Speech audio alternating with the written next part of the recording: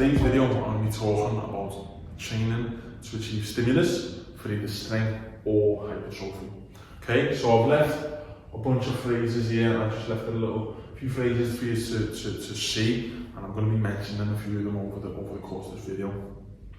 So with regards to training for strength or hypertrophy, you need to achieve a certain type of stimulus, and that stimulus was predominantly deemed as three things, and that was mechanical tension, metabolic stress, and muscle damage.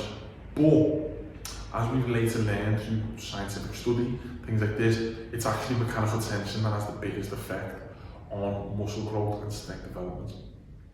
Now, with regards to this, when we are training and we're going through certain rep ranges and we're working at different tempos and things like this, based on our goal, each of them requires different types of training parameters, such as your rep range, sets, frequency, all this sort of stuff, because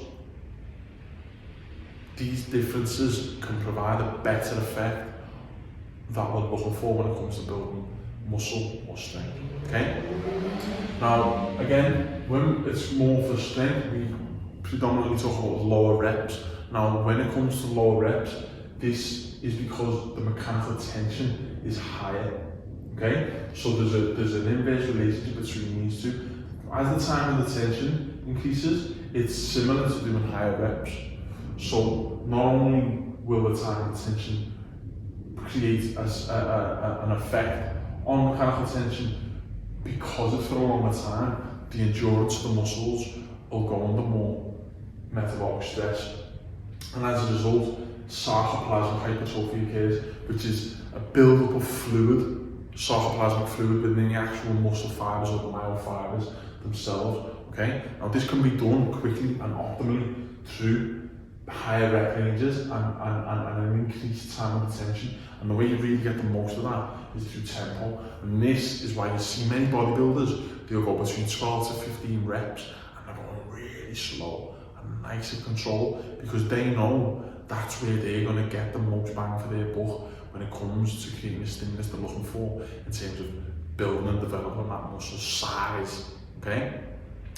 Now, listen, regardless of these, you will, regardless of how many reps you do, regardless of how long you're under tension for, what type of degree of tension you're going to go through and all that, you're going to achieve sarcoplasmic hypertrophy and you're going to achieve myofiber hypertrophy regardless, but they're going to be at varying degrees. Okay? So when we're focusing on tempo, time of the tension, the scales balance towards the sarcoplasm. Okay? Now when we come on more for strength, we tip towards the more myofiber hypertrophy, which is the actual development of the muscle fibers. Okay? So sarcoplasm is the fluid within the myofiber or the muscle fiber, and the myofiber hypertrophy is the development of those myofibers or muscle fibers. Myo basically equates to muscle. Okay? Hypertrophy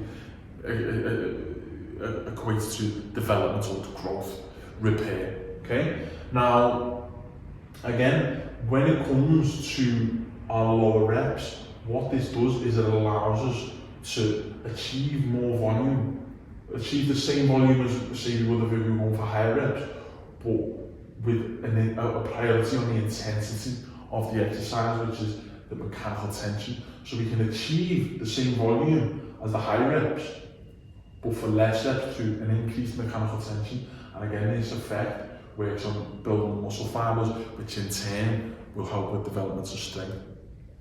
Now, another thing when it comes to the stimulus for building strength is our nervous system plays a big part in this.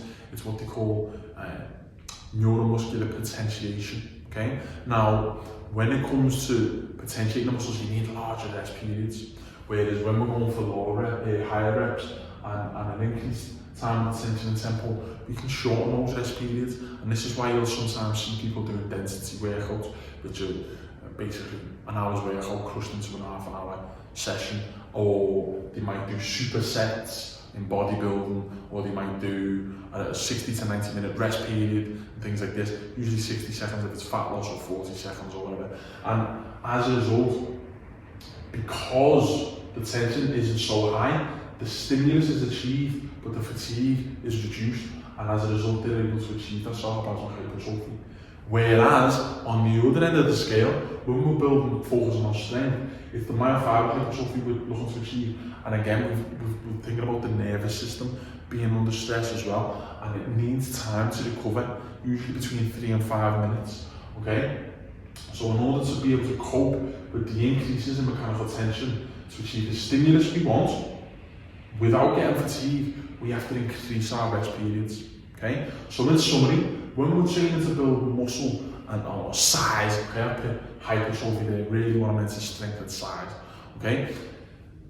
Actual size is myofibril hypertrophy, but in the size where it's the aesthetic size, which we're actually trying to talk about in context here, time of tension, tempo, higher reps, and lower rest periods work better to achieve the stimulus without giving us that fatigue, okay? Because the fatigue comes from the mechanical tension in this case, okay?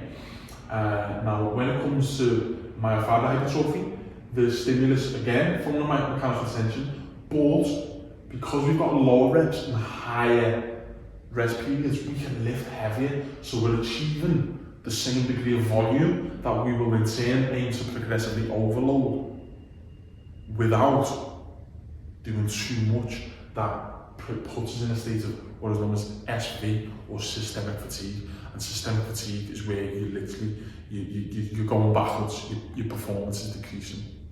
Okay, so guys, listen, if you like this video, be sure to give us a follow and a subscribe and like this post, share it with a friend.